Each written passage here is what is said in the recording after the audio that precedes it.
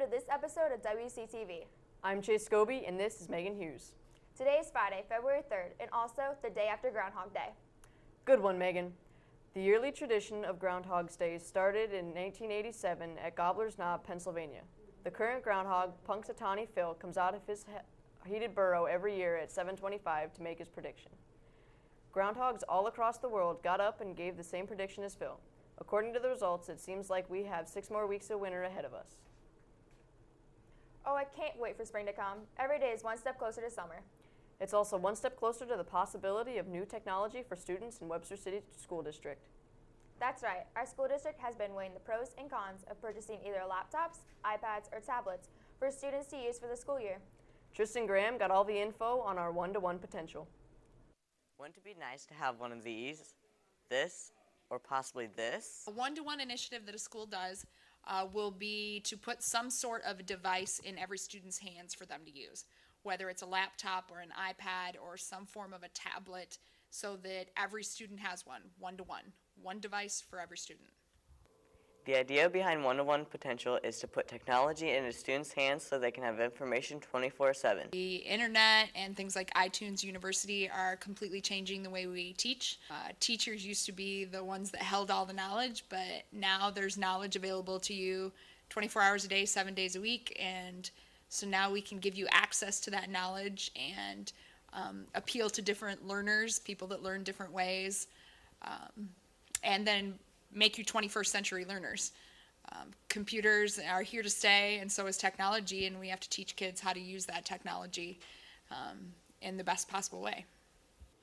The big push for these devices has been in the last year or so. I'm Tristan Graham, reporting for WCTV. Thanks, Tristan. Another exciting thing going on at WCHS is Winterfest Week. On Monday, 2 very special people were crowned Winterfest King and Queen at the end of the school day. King Caleb Crothamel and Queen Miranda Wood inherited the traditional crown and cape from last year's King and Queen Cody Mossback and Sawyer Gorley. Donnie Katongdi captured the coronation kickoff to Winterfest Week. When walking down the halls of WCHS, you see friends, teachers, and even siblings. A couple of those friends you brush by in the hallway are part of 2012's Winterfest Court. This year's court consists of Brian Swan and Miranda Wood, Trey Russa and Mary Kate Kane, Andrew May and Casey Jorgensen, Caleb Crothamel and Abby Groves, Lucas Shannon and Kelsey Smith. Winterfest Coronation is an annual tradition here at WCHS. Winterfest Coronation was held here at Premsa High Auditorium. Students voted for King and Queen during the 6th period classes. Students voted between 10 candidates on strips of paper, and when they finished, they submitted them to the 6th-hour teacher. From this year's court, this year's King and Queen are Caleb Crothamel and Miranda Wood. Congratulations to the both of you. It felt very exciting to win. Blood was flowing through my body, pumped up, ready to go. It was pretty cool. It got me really excited. This has been an annual tradition here since 1958. This year's court will go down in WCH's Winterfest history and shall stand with all the other past courts. This has been Donovan Katongdi reporting for WCTV. I always love Spirit Week, whether it be for homecoming or Winterfest. I always have fun dressing up. Me too. A lot of fun things go on here at the high school, from different electives to extracurricular activities. One of my favorite electives here is art. And that may be the same for many at WCHS. Art can be a great way to express yourself and be a fun way to pass your time. Mr. Clark thinks so too. He's a pretty fun guy, so he created this next feature on ceramics.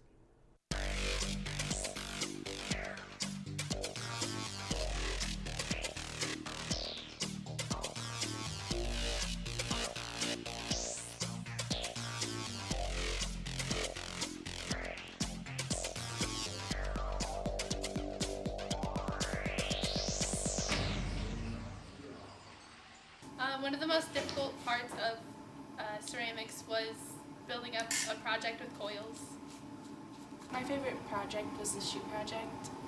I used a boo, and I think it turned out really well. It took me longer than the other kids because I'm kind of a perfectionist when it comes to this stuff. But ceramics has been offered at WCHS for over 40 years. It is offered every year and promotes originality, creativity through the construction of a wide range of projects.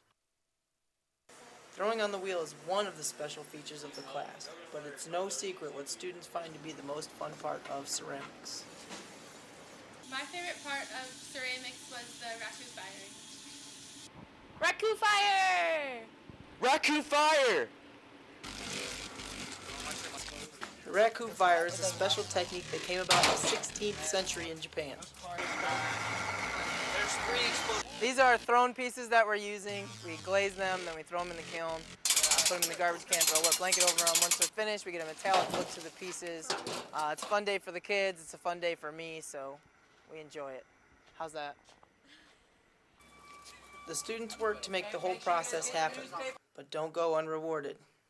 S'mores, anyone? Working together. The pieces done this past semester are still out to admire in the display case. Some are even being considered for entry to the annual conference art show taking place this upcoming April. Maybe you should think about ceramics, where we just play with clay all day. Hooray! This has been Theodore Clark reporting for Wctv. Thanks, Mr. Clark. That's our show for today, but before we go, we have a few final words. Congratulations to Royce Nessa and Luke Shannon on their 100 career wrestling wins. Very impressive. Tonight is the Winterfest basketball game. JV boys and girls start the showdown against the Cowboys and Cowgirls at 4:30 at the middle school. Varsity girls tip off at 6:30 with varsity boys to follow. Be sure to make it out to the game to cheer on our Lynx. And what's a Winterfest game without a Winterfest dance? Tomorrow, February 4th, get ready to shake a tail feather. The dance begins at 9 and concludes at midnight. See you there. Be sure to show good sportsmanship at the game and be courteous at the dance. And finally, Valentine's Day is coming up. Our Valentine's Day special will air next Friday, and you're in for a treat. We will host a game show, give tips on leading someone out of your league, and for you singles out there, we have a Valentine's Day survival guide just for you. See you next week on WCTV. We could have had it all, rolling in the deep.